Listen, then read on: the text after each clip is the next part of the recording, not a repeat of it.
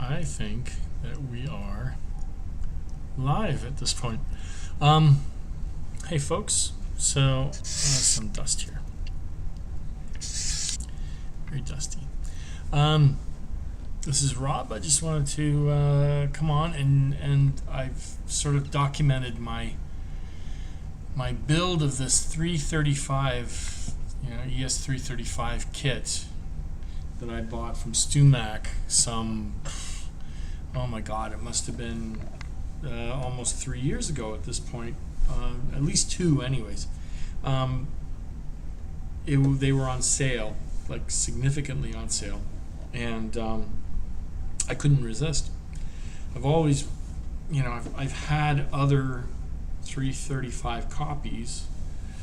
I think I had I've had a couple Epiphones, so an Epiphone Dot, which was disappointing, and it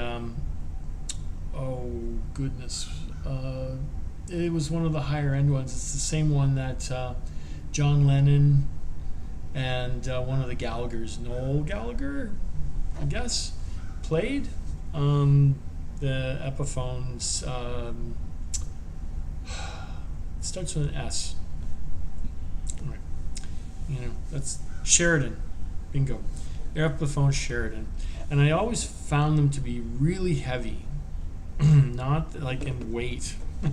Not necessarily in the tone or anything, but they were just heavy, heavy, heavy instruments. And so I've always wanted to play one. One of my heroes growing up was Alex Lifeson, had a ES355 a white one that he made, had custom made for him. That was that looked really sweet, and apparently, he said it was like his number one for the longest time through the classic sort of progressive rock period. And so I've always wanted one of these things, and so when this came up and at the price that it was at, I couldn't resist. So I jumped all over it, and then of course once you jump on something, you've got it kicking around the garage. I've had it kicking around the garage for this entire time, and I decided I was going to crack it open. So the kit's pretty nice. Comes in a box that's, of course it's packed with environmentally disastrous styrofoam, but everything comes in one piece that way. And it was shipped up from, I'm guessing it was China. They give you a book. This book. They give you this book to go through the process of building it. Now, there are some flaws, and I'm leaning back, one, because it's just more comfortable. Two, this chair doesn't have a lock for me to sit forward, so I'm just going to be casual and chill and sit back here. But there's a few things about this kit that come along that they don't tell you about, and they don't tell you how to deal with necessarily in the instructions. And so let me run through first, and I'll play it. It's pretty nice. These pickups are actually a little bit hotter than like stock Gibsons, so they tend to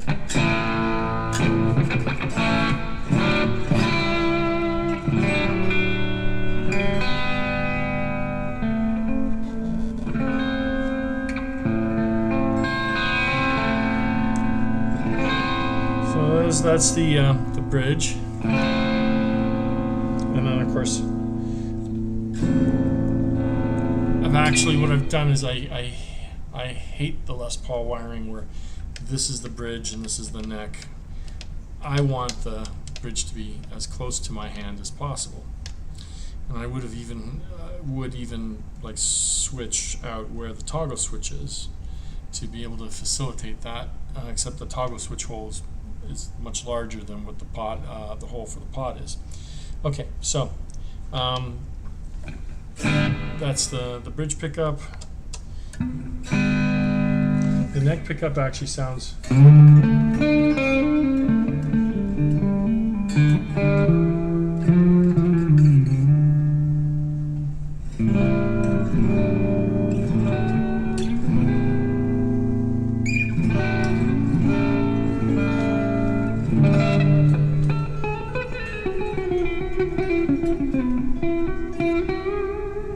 So there's a little bit of latency on my audio interface here. That's kind of bouncing me up a bit.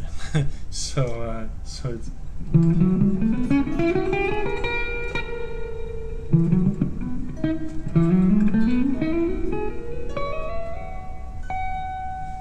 but it sounds really nice. And then, of course, both together.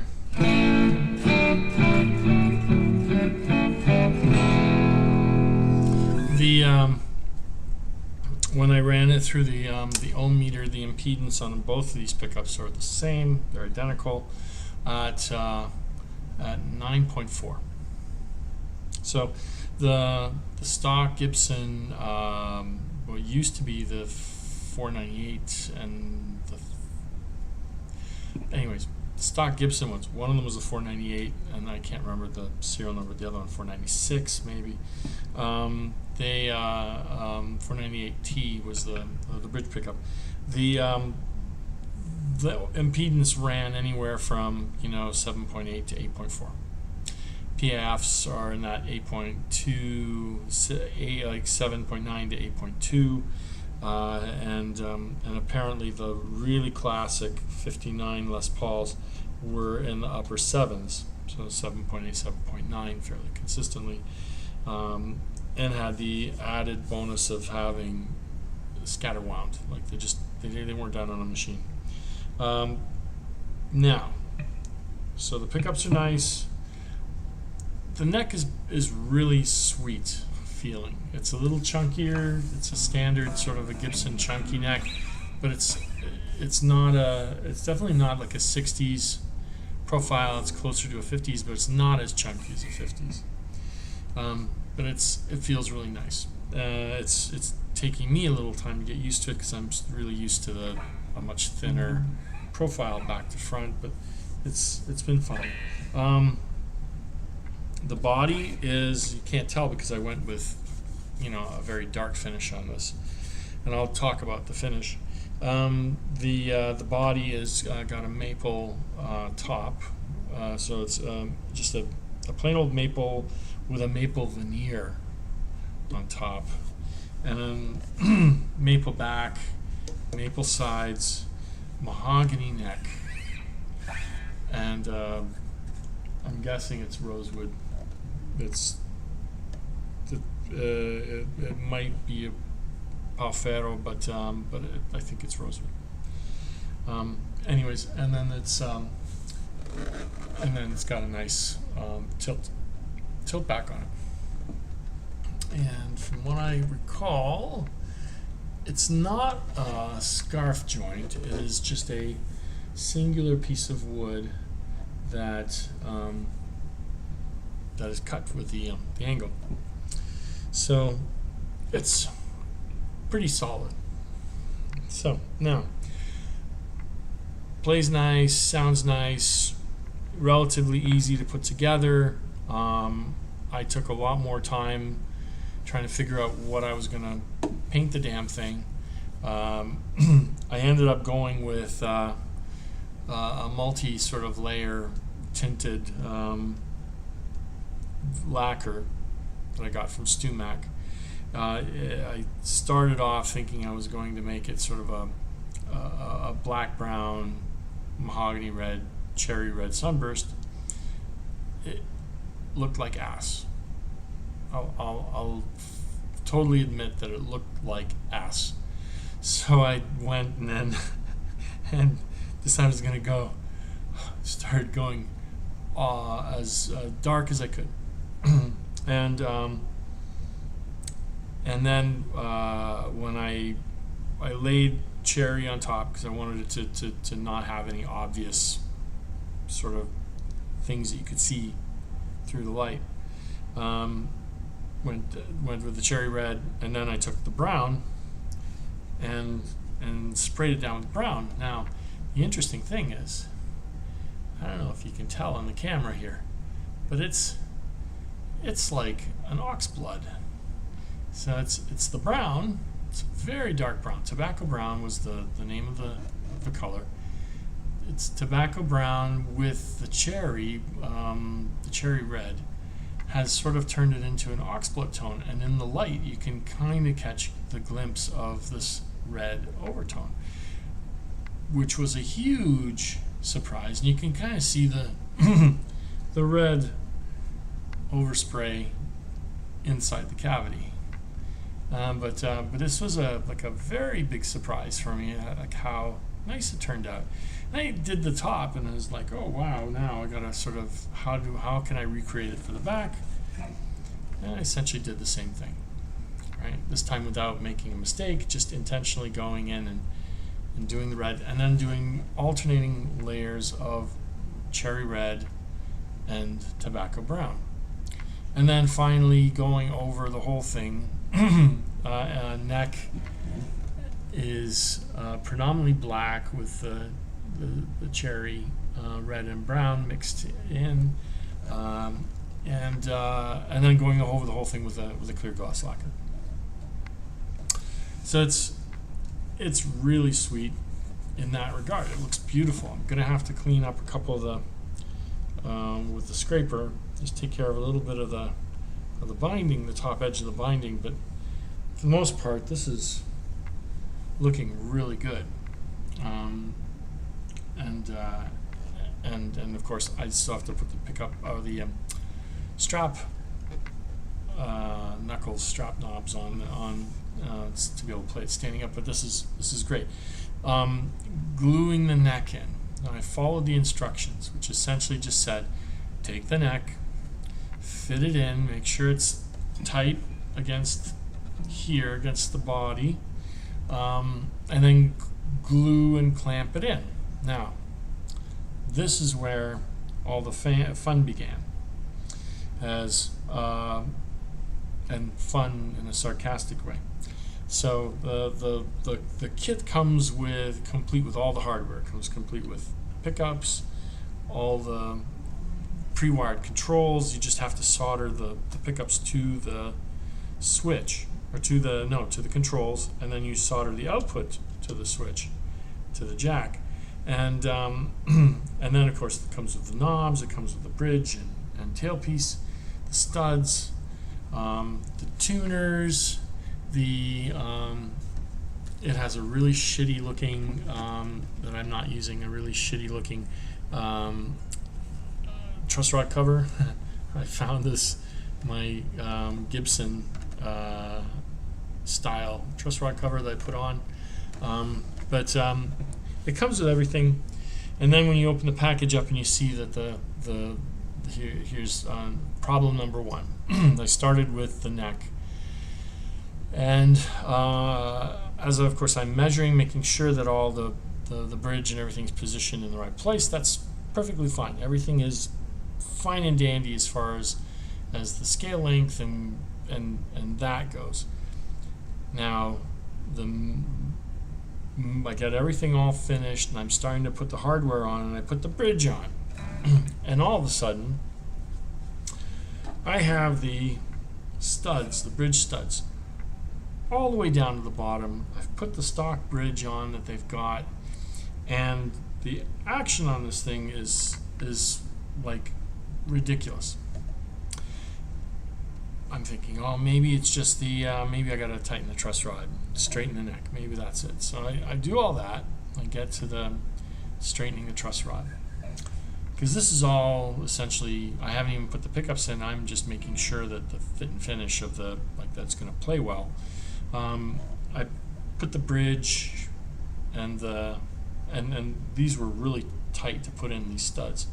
I put the bridge studs, the tailpiece studs in, and put the bridge that comes in again, even with this thing all leveled, and I've got it all the way down so that the bridge is literally pretty much touching the body, like just clearing the body, but it's sitting right on the stud adjustments, and it's still crazy high. Well, okay, this is not gonna do.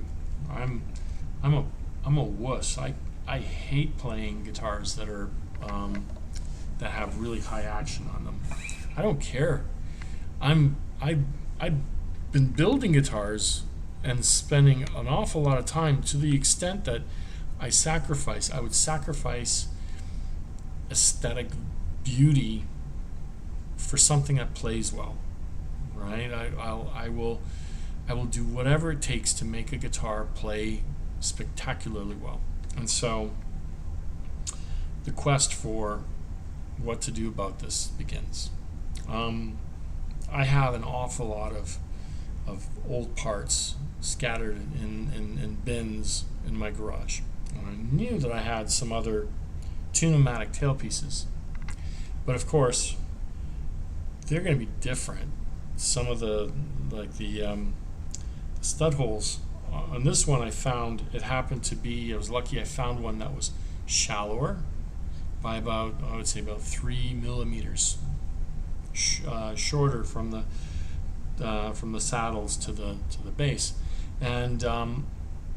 but the stud holes were too small. So first modification, drill out the stud hole, put it on. It's actually quite a large improvement at that point. Then I go to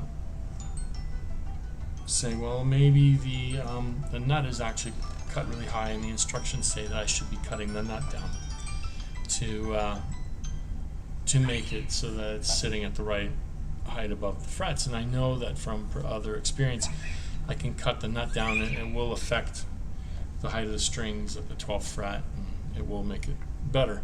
So I do that, still just crazy high. Like, I mean, literally like 3-4 millimeters at the 12th fret, which is twice as high as it should be. That's after doing some stuff. Okay, then becomes a construction project. So I've got a grinder, and I start filing and grinding the area of the bridge where they sit on these little thumb screws to make that go lower. And then of course there's an arc of the bridge itself that will touch the body, so I grind that off enough to provide clearance, and that improves it. I get about a millimeter difference at the 12th fret. And so then I have to file the saddle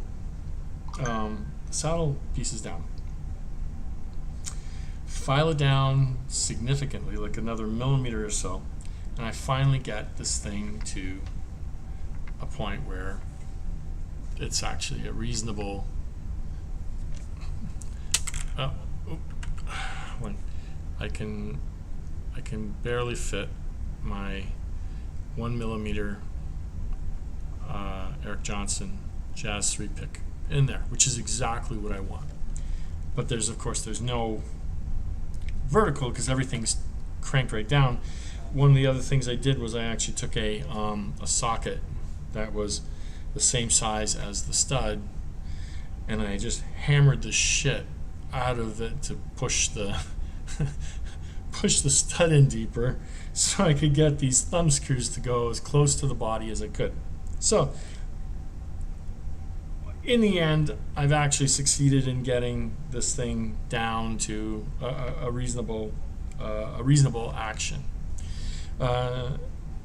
That took a significant amount of effort, especially since I did not want to destroy or damage this guitar.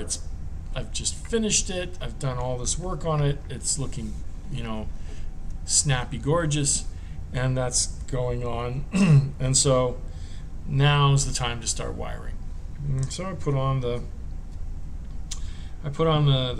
pickups, and because the neck is actually of a shallower angle, because that's essentially, that was the reason, was the tongue or the tenon part of the neck that goes in underneath the rhythm pickup, the neck pickup, to get more glue surface for a more solid connection, because that was too shallow an angle, is why the neck is now sitting really flat, relatively speaking. It also affects the pickup rings. Now, fortunately, there is just enough, you get this thing down to a playable action. There's just enough room now for the pickups to sit underneath the strings, even when you're playing all the way up here at the 22nd fret. So those are the things that I bring up. So I just want to make sure 15, 17, 19, 21, 22. I got it right. Okay. So put everything together. The pickups are really basic. They're just 2 conductor pickups. Perfectly fine. They're Alnico 5s or something. It's whatever is being made in the Chinese or Korean factory right now or Indonesian factory for all the CNC type guitar kits and a lot of brand name overseas lower priced instruments, and for the most part everything else about this instrument's been fantastic. But I get the controls, and there are these little mini pots, and that's another little argument or bother or pet peeve I've got, is those little mini pots. They wear out much quicker. They're tend to be really scratchy and just not very high quality, and so I went against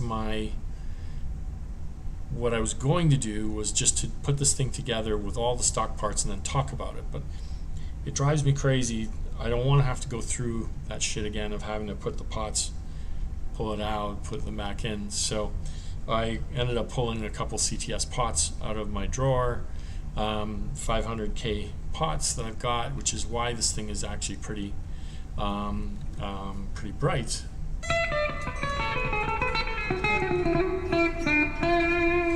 This is pretty bright, so because the higher the value, the brighter, the more high frequencies make it through. So so I put and Gibsons tend to have like 300K pots on the volume and the tone, but I put 500K in because I've got them. I really want to replace this clunky, shitty switch.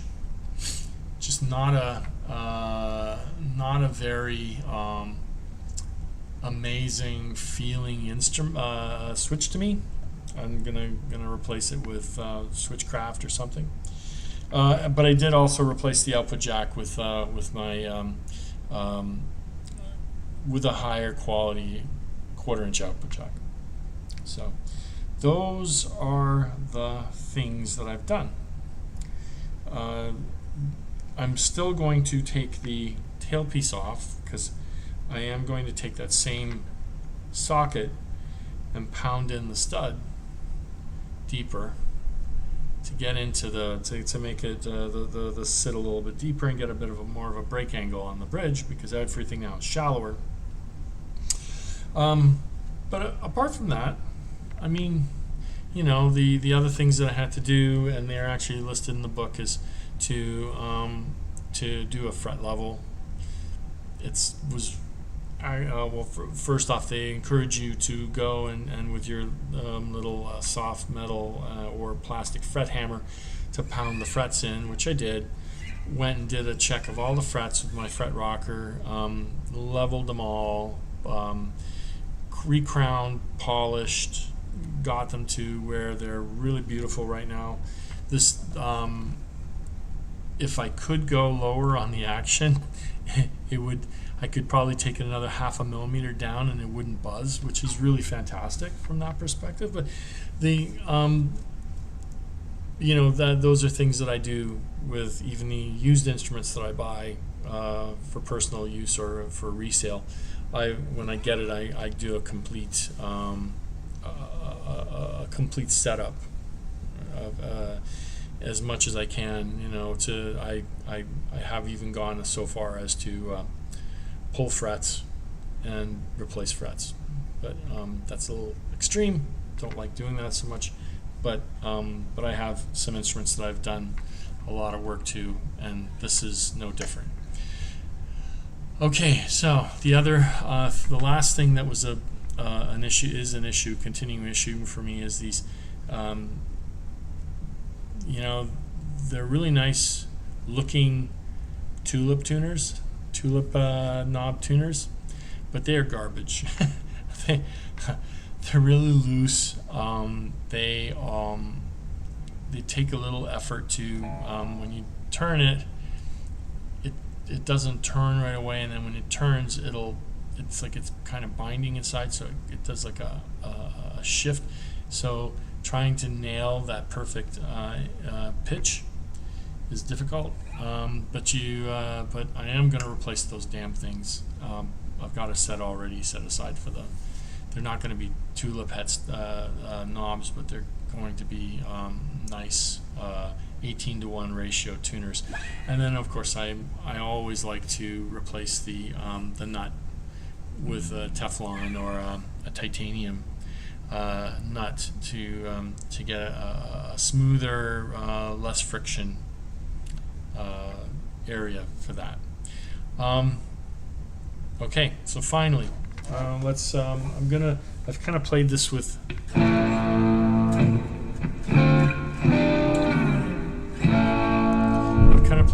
Just. I've got a. Wow. I've got an Eventide. I have an Eventide H90 that I'm using for reverb right now. I still have to go through and learn all the cool stuff. I watched some Pete Thorne and Tim Pierce videos that have shown me that it's a lot more powerful than I could ever imagine. I also am running through a Tonex that I got from my friend Dave Kersner. Everything on my pedal board right now, the guitar is going, number one goes through a Carvin Legacy drive, the Vi Legacy preamp section. Out of that into a RK5, which is a Sans amp. And then in the loop there is a StewMac Ghost Drive that I built, which is a Ghost Drive is the clone. It sounds fantastic. It's an amazingly clean and sweet overdrive that just a booster that uses a germanium transistor, and so beautiful. Out of that into the Tonex. Out of the Tonex into the Eventide H90, and that's then going straight into my Snake that goes into my audio interface. So right now this is just on the clean channel for the Carvin. If I were to change that,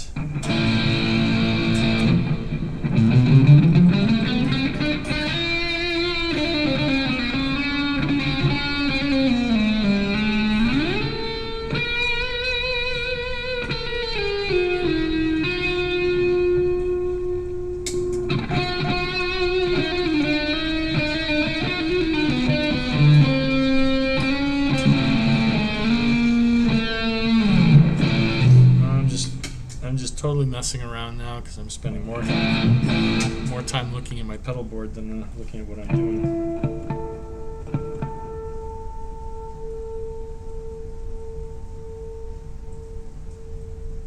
Wow, these tuners are awful.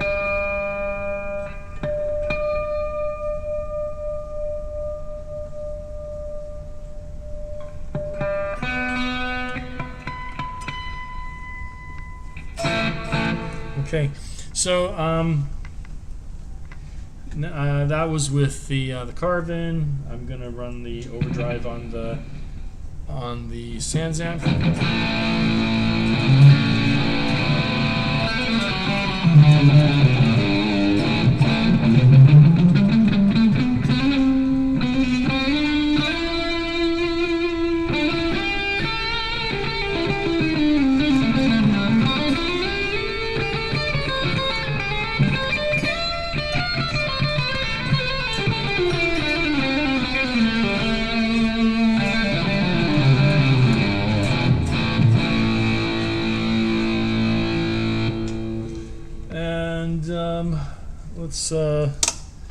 let's roll through.